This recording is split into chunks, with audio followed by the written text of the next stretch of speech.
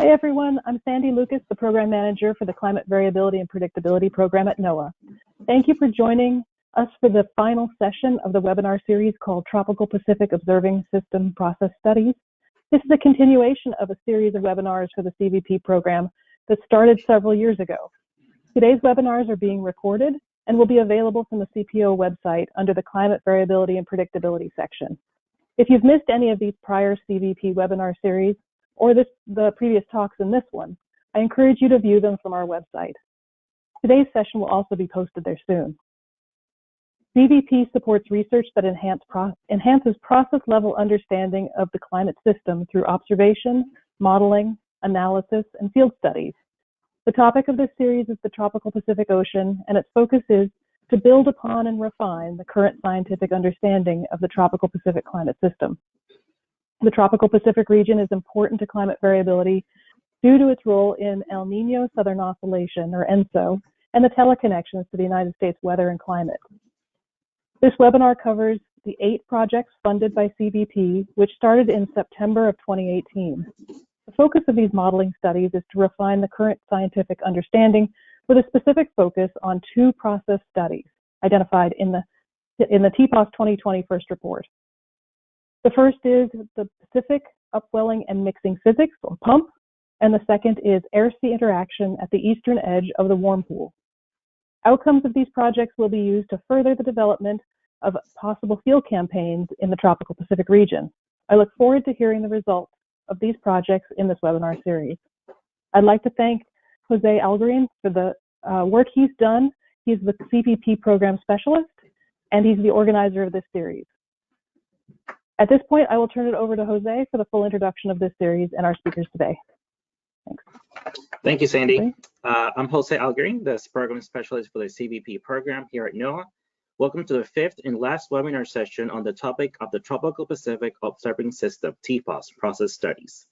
Each of the sessions in this series features 2 presentations that share the latest results from these projects and allow the researchers to discuss the importance of their work, outcomes, and lessons learned with a broader scientific community. We hope you enjoy today's talks and ask plenty of questions. Speaking of questions, if you have one for our presenter, please use the raise your hand feature, which you can find on the control panel for GoToWebinar on the right side of your screen. At the end of the presentation, I will unmute those who have raised their hands so that they can ask their questions using their audio. You will also need to unmute yourself after I do so. If you have audio problems, I will ask you to type your question in the questions box, which can also be found on your control panel.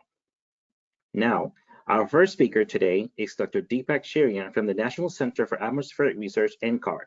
Dr. Shirian is a physical oceanographer whose recent research primarily focuses on ocean mixing, both using observation and models. Dr. Shirian also actively works with broaden access to the scientific computational skills by contributing in many ways to the scientific Python and Pangeo communities. Dr. Shirian, thank you so much for joining us. At this time, I will turn over the controls to you. Thank you, Jose. I don't see my, oh, there it is.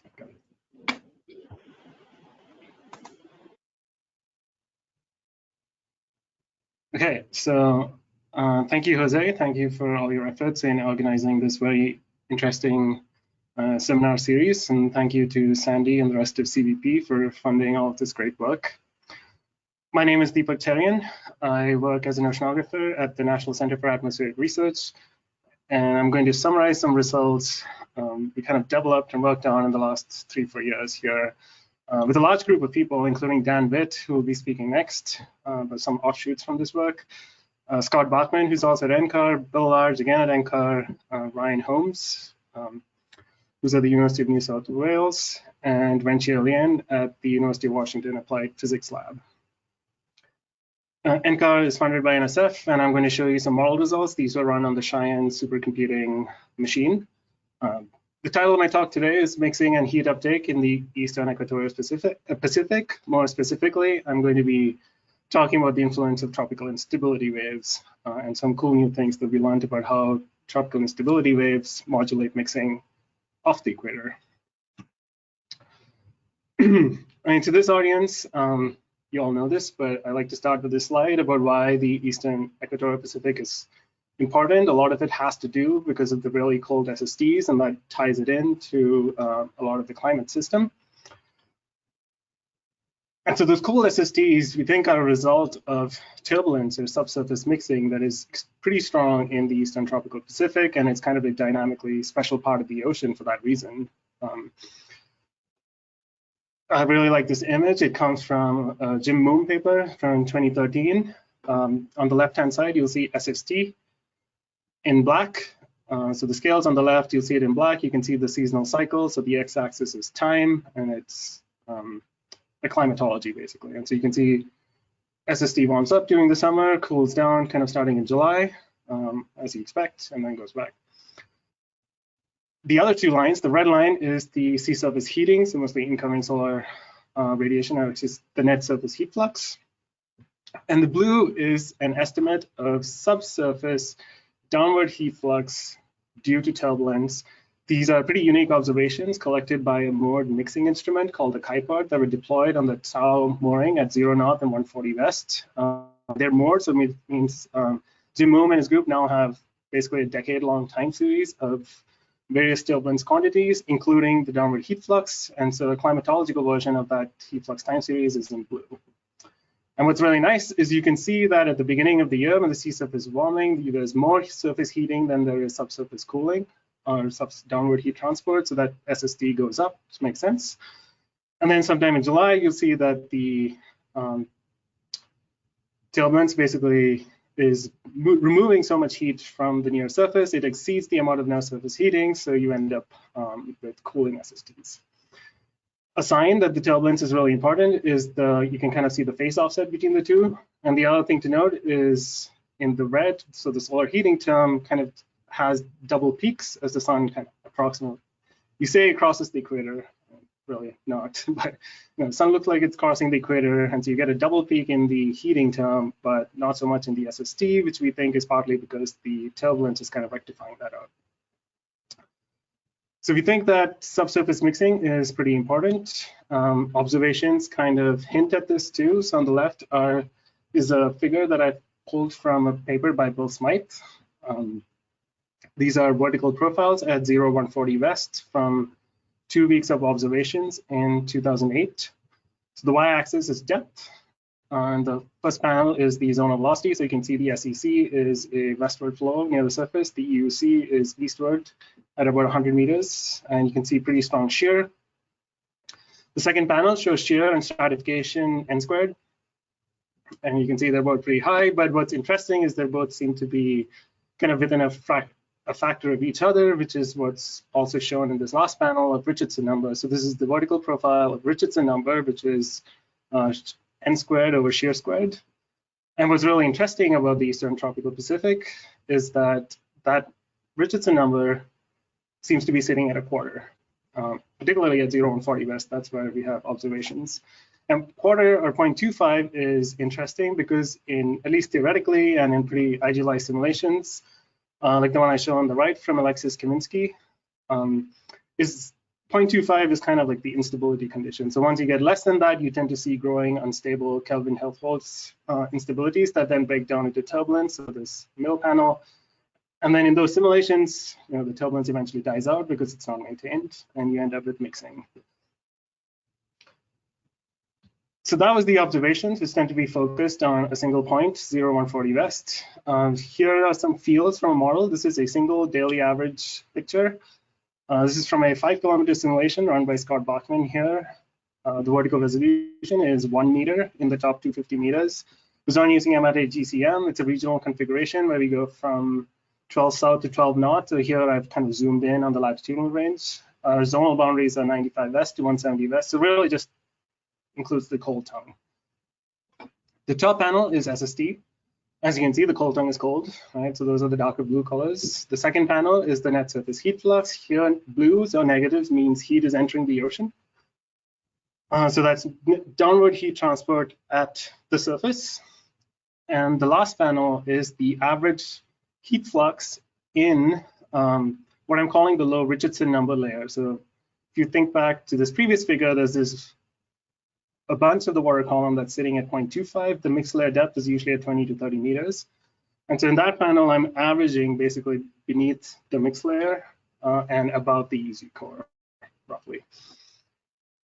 And in this model, we see a lot of downward heat transport exactly there, which is where I expect to see a lot of turbulence. So this is good. It's kind of consistent with the observations, but the point I'd like to emphasize is how similar these patterns are to each other, right? So you can see the sign of TIWs in the SST, you can see it in the net surface heat flux, and you can see it below the mixed layer.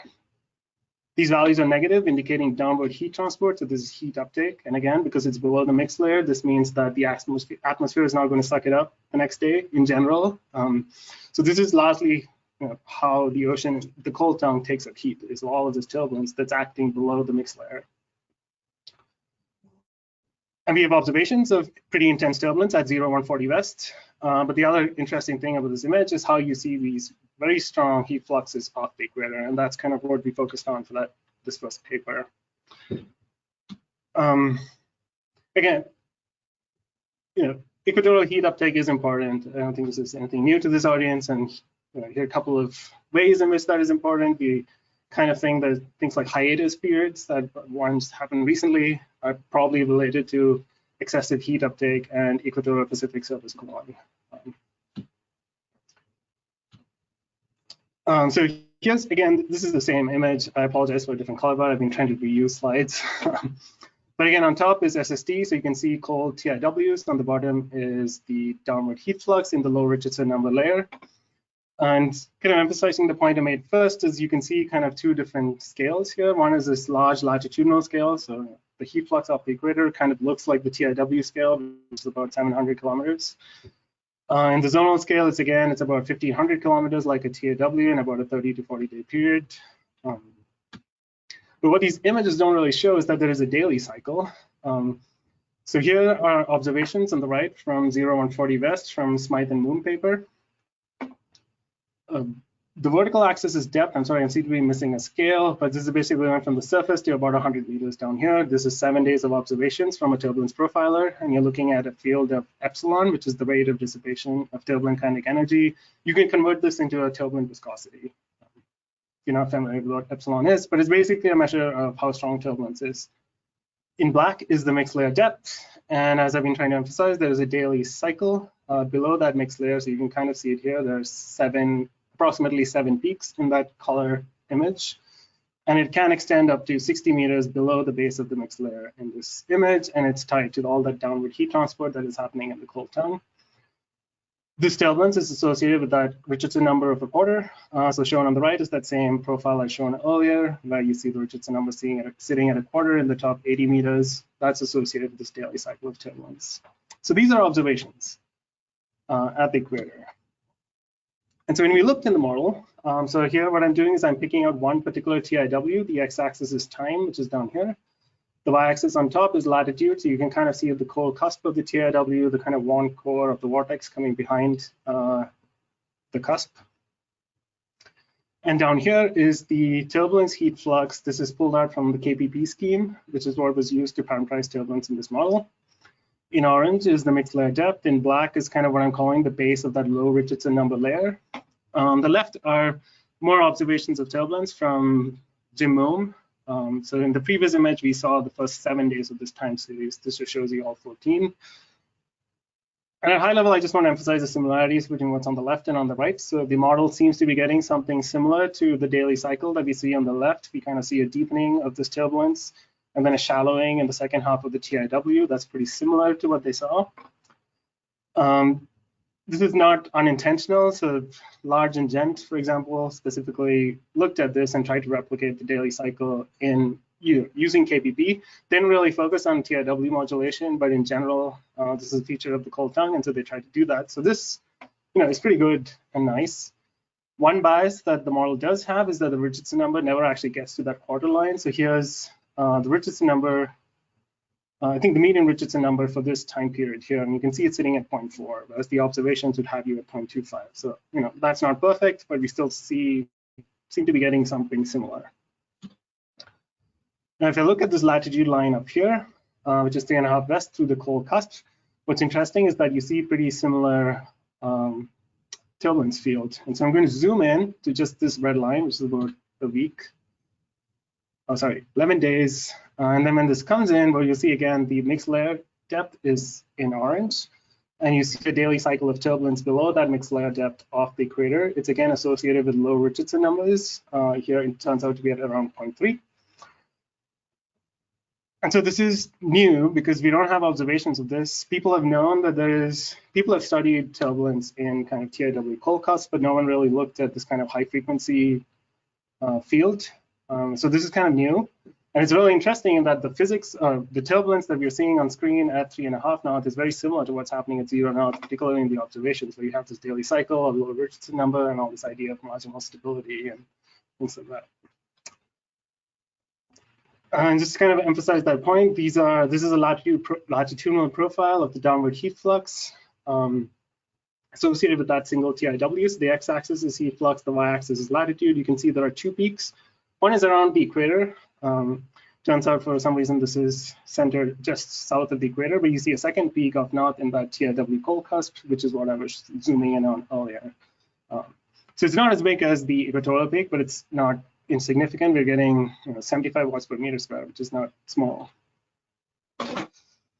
So in the paper, which we published in 21, we go into kind of the details and the dynamics of how this is happening.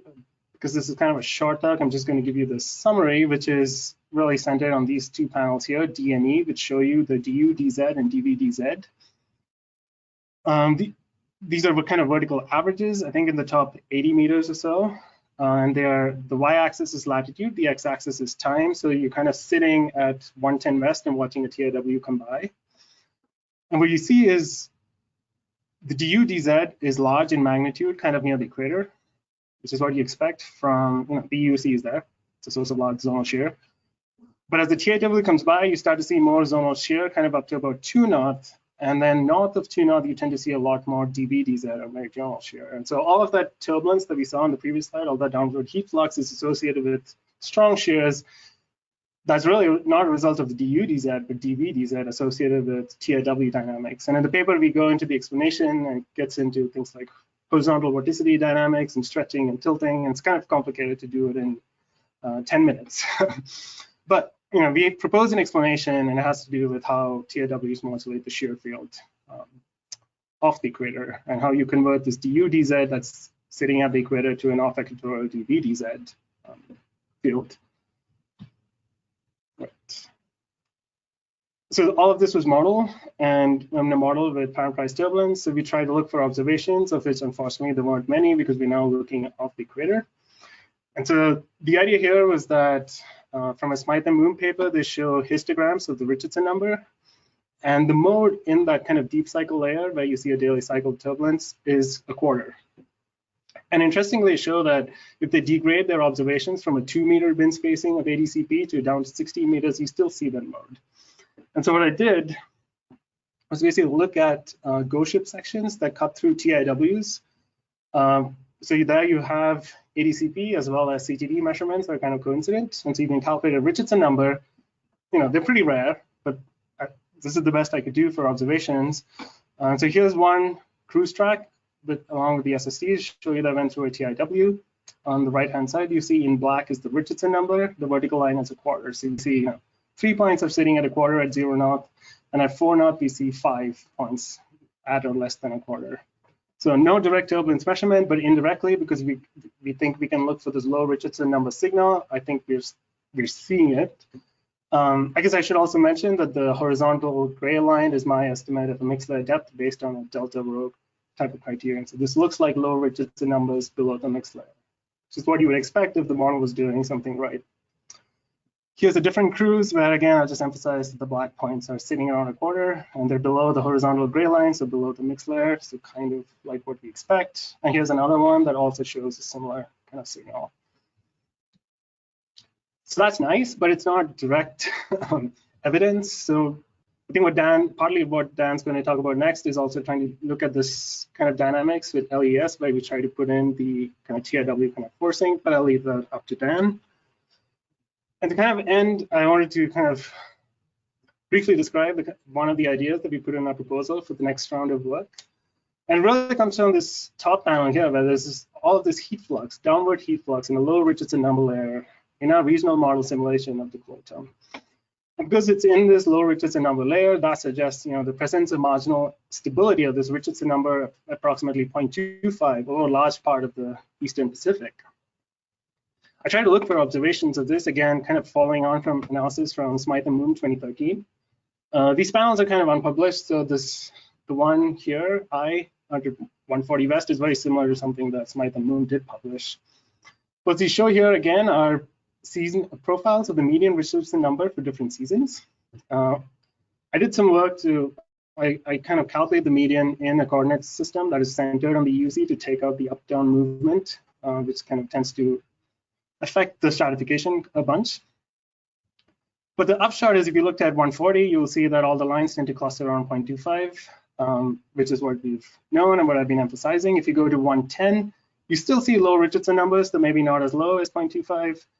If you're at 170 West, maybe again, this is low Richardson number, debate about how close to 0.25 it gets. And then as you go further west, the Richardson number tends to increase.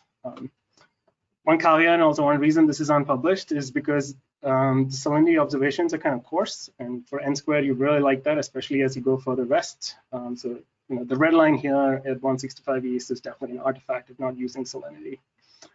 But this image to me kind of suggested very similar to what we were seeing in the model, in that a large part of the Eastern Equatorial Pacific is a site of low Richardson number flow. And the tau data kind of approximately seem to suggest this, and kind of motivated a big portion of the proposal, which is that a lot of the Eastern Pacific we think is sitting at a Richardson number of 0.25. This is interesting because it's a property of the mean state, right? It's telling you something about n squared to shear squared. This is something we would hope coarse climate models should be able to do. And the fact that the number sitting at 0.25 has been interpreted as a sign that turbulence is kind of a first order term in whatever is setting the mean state in this region. And that turbulence is again associated with a lot of downward heat flux. So it's kind of ties to climate, points to the importance of turbulence, and it should be something we'd like to get right in our coarse climate model. So this seems like a good place to test parameterized turbulence in simulations and various parameterization schemes and try to come up with benchmarks that these schemes should meet. So some of the ideas I want to start thinking about are, it'd be nice if you get a lot more turbulence observations, but maybe it's a lot easier to try and observe the Richardson number, at least in that you could use off-the-shelf instruments. You still have to deploy more ADCPs, more salinity sensors, but maybe we can try and analyze the models to tell us what good locations would be where we want to really get good estimates of the Richardson number, and maybe this is something that could be done on a longer term. And in terms of dynamics, again, kind of use the Richardson number as a kind of framework to study the large-scale modulation of cold term turbulence. And so what I mean by that is you could think of processes that increase the Richardson number, like increasing stratification or the EUC going down, and decreasing shear as kind of stabilizing the flow to turbulence. Whereas as the EUC comes up during a La Nina type situation, that's kind of destabilizing. And the idea is that we could use the Richardson number as a kind of context to interpret these kind of larger scale modulations. I wrote one paper kind of looking very closely at TRWs, but there's a whole bunch of other stuff. And so one of the ideas is try to get at these other processes through the lens of the Richardson number, motivated by the fact that it might be easier to observe in the context of an observing system. I'm going to stop there, and I can happy to take questions. All right, thank you so much for that presentation, Dr. Sherian. And now we're going to open up the floor for the audience to ask questions. Remember, you can use the raise your hand feature, or you can just type your question on the questions box.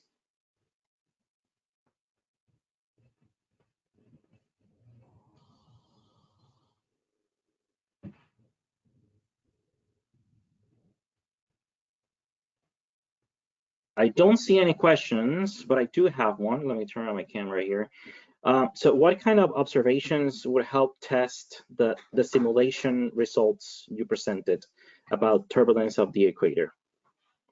Thanks, Jose. I think the really big one that would help would be turbulence profiler observations off the equator, ideally in a cold cusp. So this would be basically analogous to what we have at 0 and 140, where there's been a bunch of field campaigns.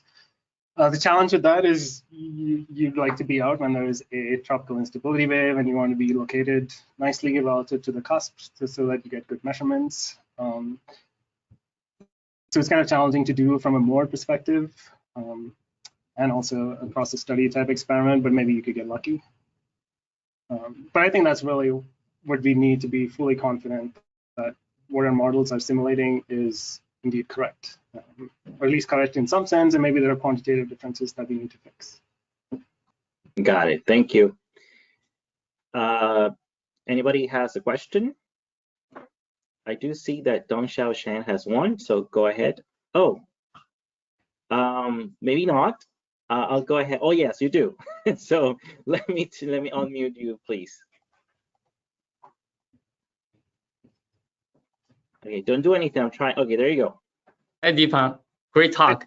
So my question is, what process contribute to the large diurnal variability in the mixed layer? Obviously, start from the surface fluxes, but what else can enhance those penetration of everything into the depths?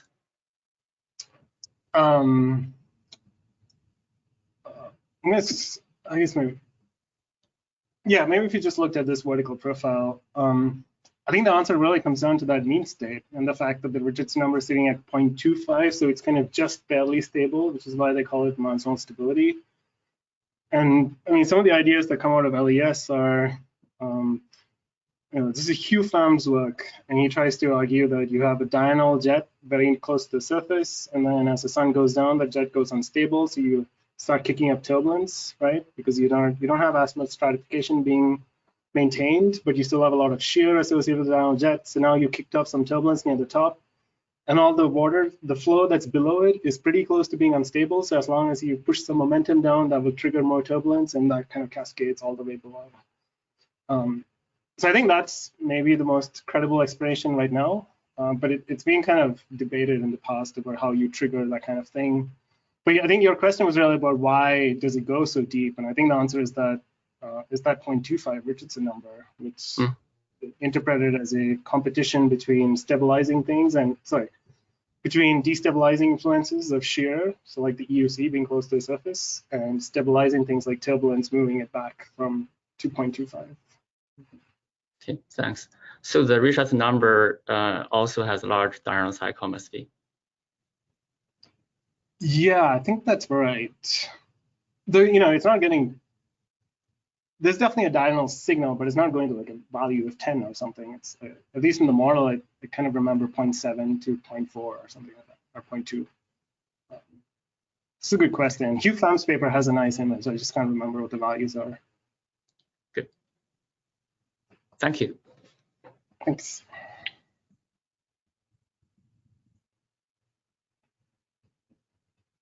All right, I see that Brandon Rachel has a question.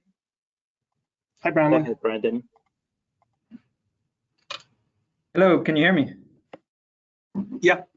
Great, thanks. That was a very nice talk, Deepak. So the question I wanted to ask is related to the model results you showed. So your model was extremely high resolution, both in the horizontal and the vertical. So like 5 kilometers in the horizontal and 1 meter in the vertical.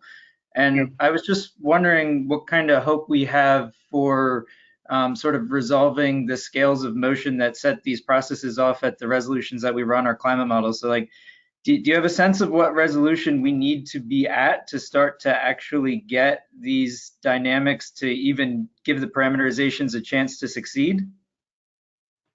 Are you talking specifically of the vertical stuff, so say just deep cycle at the equator, or are you talking are you thinking about the TIW type influences? I mean, I guess I'm thinking a little bit about both.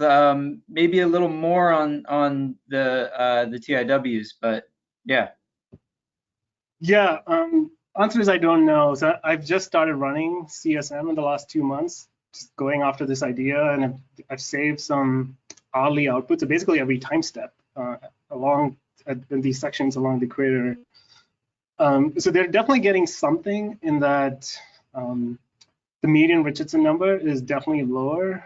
And Bill Large and colleagues have worked on representing some kind of daily cycle of turbulence using KPP in these coarse climate models. So that's coming in. I haven't looked at anything like a TIW yet, but that's on the plan, is to see what the representation is. This model is MOM6 running at 2/3 degree in the NCAR configuration. So we'll see what that happens, and then maybe I'll reach out to you and see if you have ideas on what we should be doing. All right, thanks. That sounds really interesting. Be great to chat more about that. Yeah. All right, do we have more questions for Dr. Sharon before we move on to our next speaker? I'm not seeing anything, so we're gonna move on. Thank you so much for Dr. Tyrion for the excellent presentation and for answering those questions. Now we're gonna, sure. Now, our next presentation is by Dr. Daniel Witt. Dr. Witt is a research scientist and interdisciplinary oceanographer in the Biospheric Science branch of the Earth Science Division at NASA Ames Research Center. He uses observations, high-end computing, and theory to model and understand the ocean, including its physics, biogeochemistry, and ecology, as well as its role in the changing Earth system.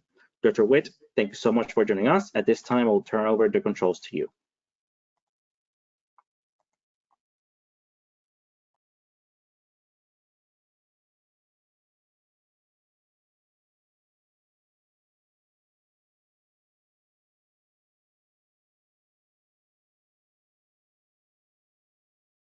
Oops.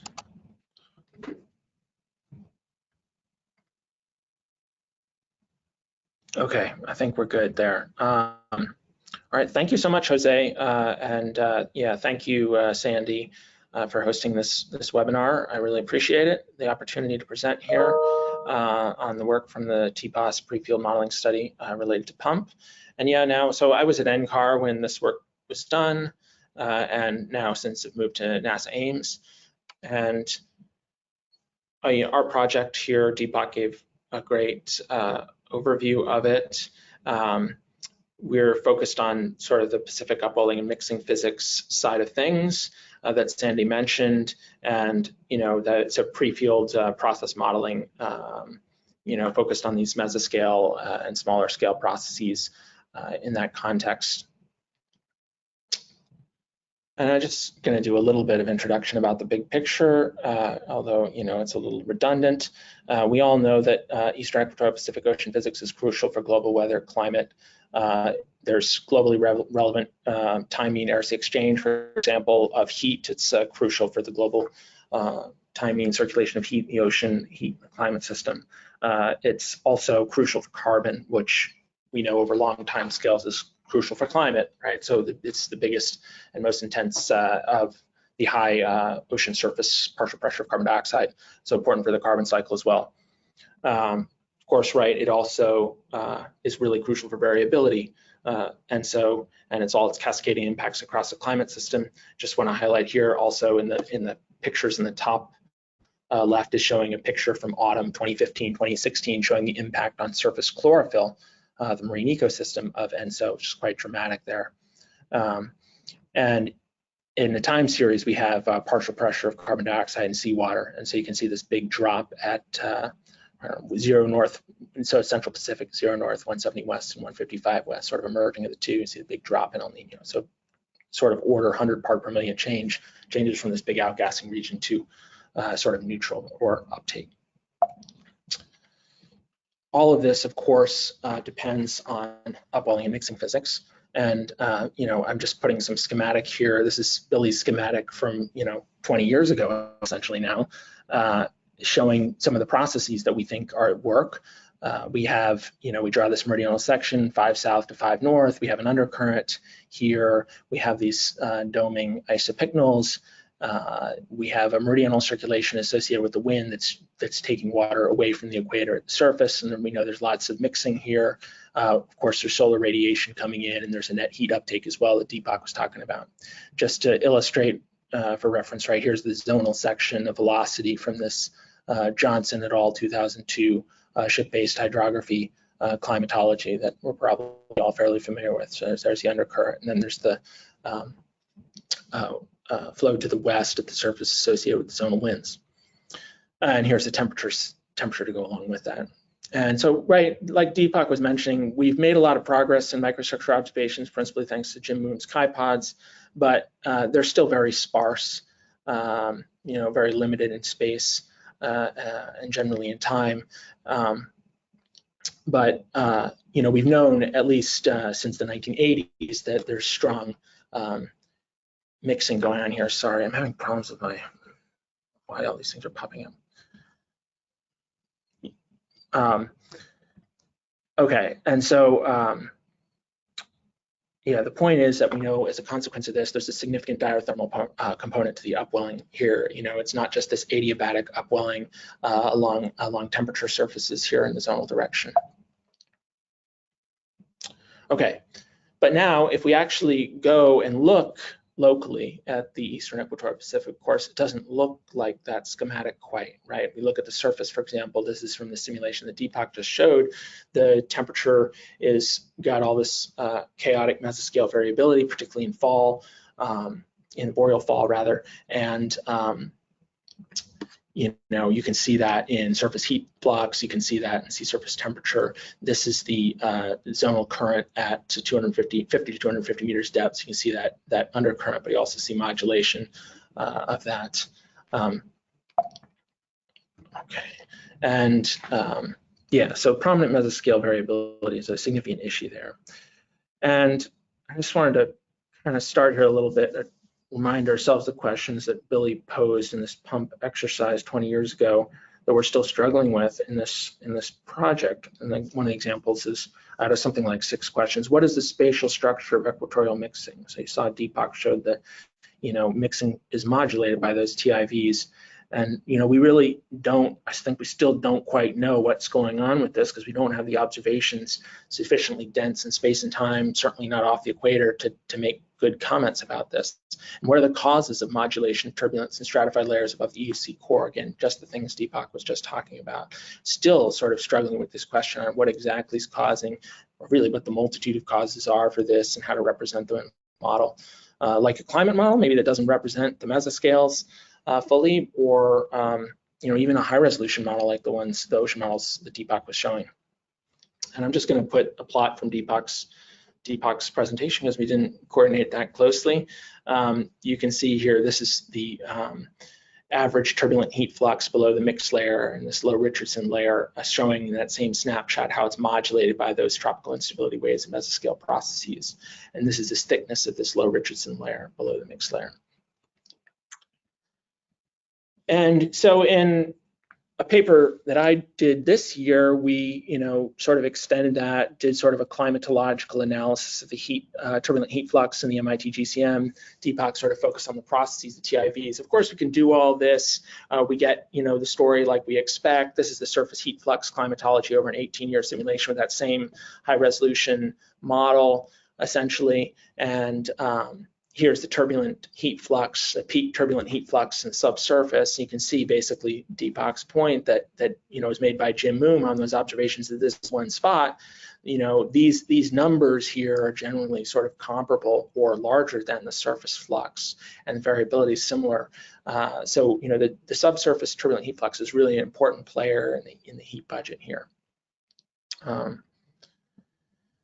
Question though that kind of gets into this work that we did with the large eddy simulation is the resulting turbulent mixing realistic in MIT GCM KPP? And Deepak really alluded to this. It's a struggle to sort of find observations to say, okay, yeah, we think it's realistic or it's not. Maybe we have a few points where we have observations. What's the best observations that we think we have? Those are this climatology from Jim Moon. And this, I've plotted here a time series of the turbulent heat flux from Jim Moon's Chi-pods that Deepak showed earlier. This is just the blue line, I think, on his plot, so it doesn't have the surface heat flux. See, it has this seasonal cycle like this, ranging from a peak of something like 150 watts per square meter in August to a minimum of, say, 25 watts per square meter in April, May. And the gray solid line here is the analogous calculation from the MIT GCM. And you can see it has a sort of similar seasonal cycle, peak in August, minimum in April, but it's offset by the mean is something like 100 in MIT GCM versus 50 or so in or 60 in Jim Moon's observations. And just for reference, the variation, these thin lines show the full range. So of all 18 simulated years from 1999 to 2018 or whatever it was, this is the full range of all possible monthly means. So for example, in February, March, April, May, there was not a single month of that, or a single of those 18 months that was as low as the observations. Sometimes, this full spread gets it. Okay, so, I think there's open questions about whether or not, we're getting the mixing realistic, even in a sort of very crude climatological sense, and let alone, the details of the variability with tropical instability waves. And so one of the ways we can try to study the turbulence a little more explicitly than with the parameterization theory in the absence of observations and going measuring turbulence everywhere is using large eddy simulations, where we explicitly resolve the large turbulent eddies. And in order to understand how they're modulated by the ocean physics, pressure gradient force, advection, and surface forcing, we have to implement some machinery to basically take those tendency terms from the ocean model that Deepak just showed and inject them essentially into the LES to see and then study how the turbulence evolves in that context. And this is what we did. I just want to describe the process a little bit because I don't think it's been done before. And what we did is we took the regional ocean model budget diagnostic terms for momentum, horizontal momentum, temperature, and we ignored salinity, which maybe wasn't the best idea, but the temperature is the dominant source of stratification variability. So I think it's a qualitative thing. And we save all those budget diagnostic terms at 6 hourly frequency and all the air sea fluxes. Then we interpolate all the diagnostic tendencies except for vertical mixing and except for Coriolis force to the large eddy simulation. This large eddy simulation is 300 meter by 300 meters square. It's 108 meters deep, but it's 0.7 meter resolution. So it's resolving the smaller internal waves, sort of have scales something like 300 meters, and the larger turbulent eddies that have scales of 1 meter to sort of order 50 meters. Then we run this LES in this horizontally periodic box with this sort of pressure gradient force and advective tendencies that the mesoscale imposed, and we watch how the turbulence evolves and we can study it. Of course, this doesn't have feedbacks between the LES evolution of a mean state and larger scales, but those tendencies actually tend to be fairly small in these experiments, it turns out, and that's an indication actually that the large eddy simulated turbulent mixing is not so different, so radically different from the parameterization mesoscale model that Deepak showed, the KPP, that the experiment's useless. We can also impose some restoring to keep the run close to the larger scale model as well. That's not critical here. So just to show you the kind of thing we can see now, this is an example, 34 days of large eddy simulation with varying surface wind stress here, the red. You see this kind of weekly variability in the signal just in this example. Diurnal cycle of shortwave radiation and as a result, net surface heat flux. Then the result, the model produces this full rich field of turbulent eddies, but if you average the statistics, you can get turbulent heat flux. This is downward turbulent heat flux. And you can see it has this mixed layers and magenta dash here. So you can see this diurnal cycle where the turbulence penetrates far below the mixed layer at nighttime, has these bursts of turbulence which have been observed for sort of order an hour in length. You can see these continuations of the turbulence into the daytime subsurface. Here's a good example of it here, where you have a peak of a pulse of strong turbulence during the daytime when the mixed layer is shallowest, as sort of in this deep cycle layer. And so lots of variability. You can see it sort of varies on these timescales of order a week, timescales of order a month. And some days, right, there's nothing. Some days it's intermediate. Some days it's really intense. We want to be able to, in a model, we want to be able to represent why it's more intense one day, less intense another. And you can see here, just for reference, zonal velocity, that was going into that mixed layer depth magenta on top there. And the temperatures in white contours here, so you see you have the equatorial undercurrents, the usual thing. the zonal velocity has this periodicity of order a month. This is because it's during tropical instability wave period. It's in October. So there's a tropical instability wave that goes by here. Okay, so I think I've explained that. So there's lots of interesting things we can look at there, but I just want to take you through a little bit of a zoom in to kind of see the amazing detail that's actually under the hood here. It's like, okay, great, we've got 34 days of this, but let's just look a little bit at a few days in, this happens to be being in November in this simulation. And this is sort of, you can see, you know, these details, much more detail about these pulses, how the turbulent heat fluxes vary with time, and how the heat flux peak descends downward in the evening. And so, yeah, there's lots of things to look at there. And I'm just going to go even further. See if I can do this, if this works, and show you what it actually looks like on a grid cell level. So this is one of these turbulent, it's a movie showing one of these turbulent bursts. Seems to not be going very well. Going on, and I don't know if you remember, Deepak showed this picture of a turbulent overturning from a simulation. So you can see, so we have many of these sort of turbulent overturning events, and you have this, I'm gonna just go back here, you have this sort of, these periods of quiescence, and then sort of roiling turbulence for a bit, you know, which you can kind of see these characteristic, you know, instability type structures in, but it's also just become sort of a turbulent field, and then it becomes more quiescent again. So that's sort of what those pulses look like. So in these simulations, you have all that detail from sort of minute by minute of what's going on with these turbulent overturns up to this sort of how that's modulated by the tropical instability waves, weekly variations in wind, the diurnal cycle of forcing, and so on and so forth. I'm not going to get too much into the, you know, what you can learn from all this, but one thing I do want to say, since Deepak just gave a presentation, is an important piece of new evidence we got about this, and one nice thing you can do with the LES is we can run the LES off the equator, right? We don't have observations off the equator, but we can do exactly the same experiment we did at 3 North, where there's no equatorial undercurrent. It's just strongly influenced by these tropical instability waves. And indeed, we find turbulence with all the characteristics of the deep cycle. You have this descent, very strong heat fluxes at nighttime, or hundreds of watts per square meter, pulsing turbulence, all below the mixed layer in an area of, you know, sort of Richardson number, roughly a quarter. And this is the first time, as far as we know, that any LES or sort of explicit turbulence model, not a parameterization, shows this. So this is a step forward, I think, from Deepak's nice result, showing the mechanisms, how it appears in the parameterization, and not, I guess, not surprisingly, because we have some faith in the parameterization at this point, the large eddy simulation confirms that basic idea that we might see this, even though we haven't yet observed it. So something to think about for us.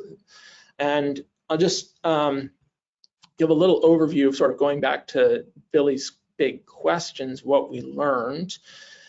We focused a little bit on trying to use all these LES statistics to develop a scaling for how intense this turbulence is, you know, what processes control it. And that one of the conclusions is that it's sort of a product of boundary layer, surface force turbulence, and stratified interior force turbulence. Both mechanisms are important. Mesoscale, a different way of saying that is mesoscale ocean dynamics and wind forcing combined to modulate the mixing above the EUC core. So, and away from the EUC off the equator, right? And I don't think this off equatorial thing was a concept that existed in the pump proposal, but it seems to be something that's coming up here. We see zero correlation between the LES and KPP on a daily time scale and the variability, but the means over some time scale of order a month are similar. So that's encouraging in some ways, discouraging in others. Looking forward, so I have something like you know, a few hundred days now of large eddy simulation, these type of regimes, all different longitudes along the equator, off the equator. And so we can look at this more than we've done in the papers and try to understand what's going on. One of the things that so far has been intriguing to me is the fact that I did some experiments in May when tropical instability waves are not present, and some experiments in October when they are. And I find that in October, the difference between the LES and KPP in terms of this peak buoyancy flux subsurface and the deep cycle layer is much more significant. The K-profile parameterization tends to predict stronger mixing. than the LES. Whereas in May, we don't have these TIVs as mesoscale modulation. They're much more similar, and it's the opposite sign, in fact, with the LES producing somewhat stronger mixing, but very slightly so. And this is just showing, so if you look at this paper, we had it all 2022 simulation and scaling in JPO, you can see we've derived some purely empirical scaling. So you can use all this data set to actually try to say, okay, well, what is the data just telling us, the LES data, about what the turbulent mixing, how it varies with, say, shear, wind stress, and so on. Turns out, the optimal linear regression, you can do linear regressions and you can get a scaling that's very consistent with theoretical ideas of a shear magnitude times a wind stress with some sort of efficiency factor. And, I've run a lot of simulations and they all tend to fall quite close. I mean, the observational uncertainty here is a factor of 2, which is the first set of lines. So observationally, we can't really determine precisely then within these inner lines. And if you look at, you can put observations, this is tropical instability wave experiment observations on here in dark blue. And then there's a whole bunch of LES experiments in different regimes on and off the equator where we have, over sort of 2 orders of magnitude range in turbulent heat fluxes and turbulent buoyancy fluxes, which is what's plotted here on a log scale.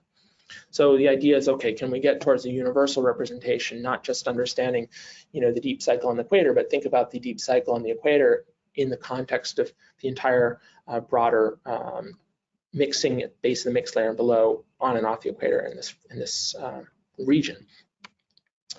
Another offshoot I'll just mention, some of you may be interested in this, but a recent paper is just looking, I incidentally ran some experiments showing how a strong rain event influences the deep cycle, which to my knowledge, before doing this, had never been observed. Very hard to observe how a big rain event would impact the deep cycle with a process study, since it's so hard to just do this.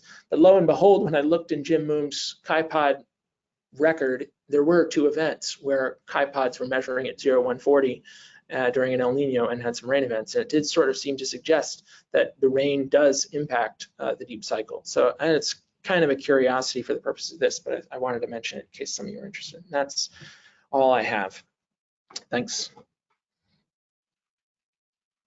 All right, thank you so much, Dr. Witt, for that great presentation. And we're going to open up the floor for the audience to ask questions.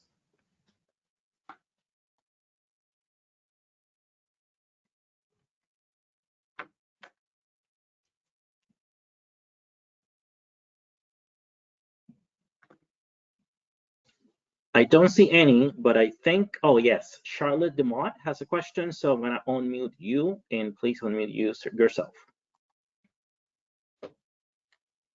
Hi, Dan.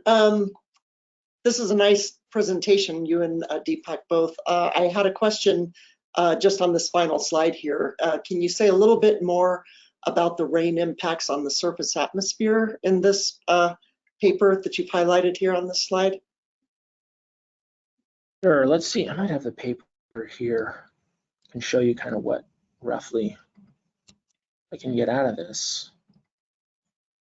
Let's just see. So what this paper contains is a mixture of observational analysis based on tau moorings, and there's, atmospheric observations, and comparison between those observations in the atmosphere with atmospheric reanalysis, JRA 55DO. And so via those 2 sources of information, I composited and examined the influence of rainy days in a statistical sense on the atmosphere, the surface atmosphere, also the ocean.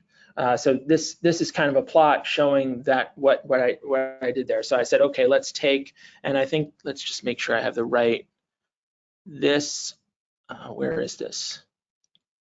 What location, what tau location are we? Maybe we're at 170 West. I forget it, I think it's 170 West, I have to look back and see. But basically this is a composite at 0 North, 170 West, I believe, of rainy days. So it's identify days with greater than 24 millimeters of rain and composite all the atmospheric variability in these different sources and look at how, say, rain rate, shortwave radiation, zonal wind, air temperature, relative humidities is modified. And I think for a lot of the focus is, so they vary, not surprisingly, in conjunction with rain. The question is, what's the cause, right? I mean, and I'm not really worried about causal. That wasn't the point, but this is just showing how they vary. I think one of the key things for the ocean, the biggest conclusion that I had is that the change in shortwave radiation coming into the surface, presumably because of clouds, that reduction is very important for the buoyancy dynamics in the ocean. There's a big reduction that's compensates for the buoyancy input associated with rain, an order 50% compensation on average in this region. So it's pretty significant. So that was one thing I think that was kind of interesting from that story about what's going on with the atmosphere. Hope that was useful. Yeah, thank you. All right, thank you for that. We have Brandon Rachel again with a question. Hey, Dan, thanks. That was a really great talk, and I'm sure this is going to be a really valuable data set that you've produced. So I just had a pretty simple question, actually. So Deepak showed this result where the Richardson number predicted by KPP in this sort of marginal zone was like 0.4. And I was wondering if you've looked at the large eddy simulations to see if that gets it closer to the 0.25 that you might expect. Yes, and yes. I mean, it basically bang on a quarter. I mean, the LES, when you're talking about what the actual Richardson value is, it might be 0.22 or 0.21 or, but it's not like 0.4 at all. I mean, it's much more like the observations. I can show you. Let me see if I have. Do I have this sitting here? I'm trying to pull it up. No. I'm sorry. I don't know where that result is. But yes, it's pretty much. I didn't show it. Yeah, I mean, it's in the paper. There's like plots showing like medians, kind of like Deepak has this simulation and scaling paper in JPO. It's pretty much a quarter. There's no, when you're looking off equatorial and you're doing statistics, like for example, so I showed this plot showing deep cycle type turbulence off the equator. That is intermittent. That only occurs in certain conditions, consistent with what Deepak showed. And if you look there at sort of general statistics of Richardson number, the median might not be a quarter because, and the argument would be that it's not going to be a quarter if you're not seeing this deep cycle regime. It might be somewhat higher, right? And so that because that regime is intermittent, when you see the kind of deep cycle type regime, you do tend to see the Richardson numbers a quarter in this layer below the mixed layer here. But when that's not happening, you might have this region where you have values, rising up to 0.7 or whatever, and then you have some distribution. Hope that answers the question. All right, thanks. Yeah, that's really good. Okay, up next we have Susan Weefields. I'm sorry if I mispronounced your last name. Go ahead. Thanks. Yeah, fantastic, both talks. I guess this is a general, well, people might already know the answer. Do the TIWs actually increase the net overall heat flux, or do they just smear out the conditions, the spatial area in which they operate? Like if they were not there, would the net heat flux actually be different? Because I thought they acted to pump heat towards the cold tongue and re-stratify it. But what's your thoughts about that? Yeah, thanks for that question. Yeah, it's a good question. I think, you have to, TIWs do a number of different things. First of all, you're alluding to that point, which is, I mean, it's consistent with my view. They're moving, like advecting heat, and there's a residual circulation of heat associated with TIVs, towards the equator, right? Like I say like an overturning type circulation. So yes, no doubt. That I guess I could think of that as a largely adiabatic type mechanism, not necessarily related to what's going on with this diabatic processes, although there may be some connection. So yeah. Now, in terms of how much they modulate just the turbulent heat flux, turbulent vertical heat flux, even that is a little unclear to me. It seems so. Our colleague Ryan Holmes has some papers on this, looking at sort of like what happens in an ocean model. It seems to depend quite subtly on like the details of the parameterization, and it's quite hard question to answer because TIWs kind of naturally emerge in the system. So it's a little hard to say like how you would separate their, pull out their effect or not. And so I don't have a good answer for that. I just wanted to point out that we ran these large eddy simulations specifically in the context of tropical instability vortice modulation, right? So that's what this regime is here. And actually, you don't, when you look at this particular experiment, the TIV signal is not very strong. It's hard to see, and wind is important. So shear associated with tropical instability wave is clearly modulating the turbulence, but you know, yeah. I'm sorry, I think it's just a hard question, a good question, like what the net effect of TIVs is on mixing, and I don't really have maybe Deepak has a better answer.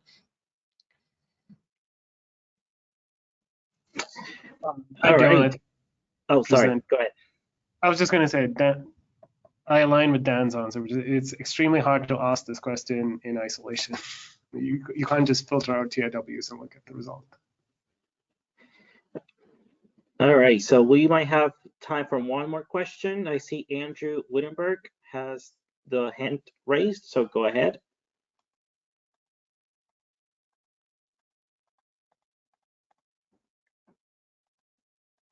I'm trying to unmute you. Let me unmute you first.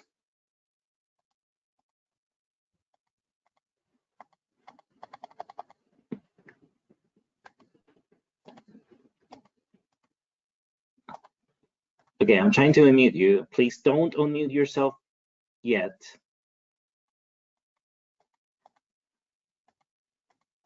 Okay, for some reason I can't unmute you. Do you want to ask a question by typing it?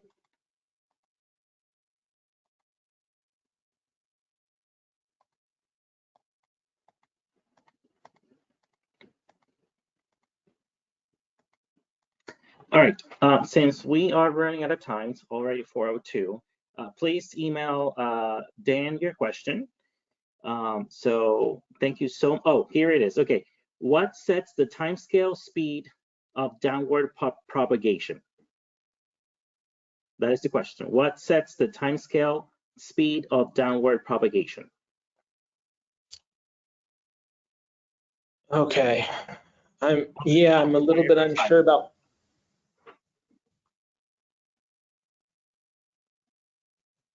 Sorry, maybe somebody was talking. I'm a little unsure about what we're talking about. Maybe we're talking about this descent here.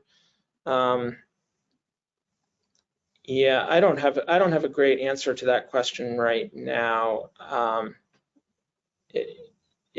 You can see it clearly varies a fair amount, if that's what we're talking about, and you know, presumably has something to do with the shear and the forcing and the Richardson conditions and so on. Yeah, sorry, no, I don't really have a good answer. All right. I think. Sorry, I would say that, I mean, you know, there is, it may be, there are ideas about it, you know, in terms of the stability arguments and things that Deepak mentioned, but whether that really holds in a simulation like this and what exactly is going on, that's sort of what I'm saying. I haven't tested it, so hopefully that helps. All right, with that, thank you so much, Dr. Witt, for that great presentation and for answering all those questions. At this time, we'd like to thank everyone for joining us for this set of presentations in our series on the Tropical Pacific Observing System, TPOS process studies. I would like to thank today's presenters, Dr. Sharon and Dr. Witt, for taking the time to share their work with us. The recording of today's webinar will be available within the next week on our website, cpo.noaa.gov/cbp. The recordings of all previous webinars are already posted there, so if you missed one or you just want to rewatch one, go ahead and share with peers and other people that might be interested in these topics. Thank you so much. Sandy, any last words? Yeah, I'd just like to thank all of the speakers from this webinar series. The talks have been really excellent, and I look forward to working with you and engaging with you on all of the TPOS developments as it moves forward. So thanks, everyone. Great job. Thank you.